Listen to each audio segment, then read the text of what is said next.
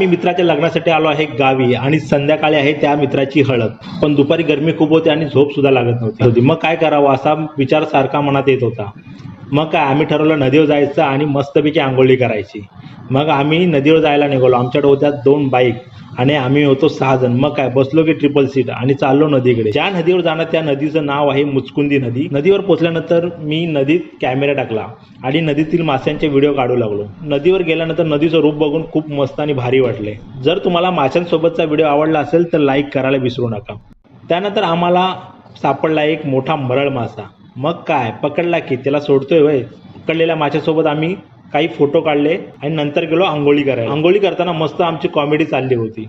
खूप वेळ पाण्यात भिजल्यानंतर आम्हाला आला कंटाळा आणि तशाच भिजलेल्या ओल्या कपड्यावर आम्ही घराची वाट धरली।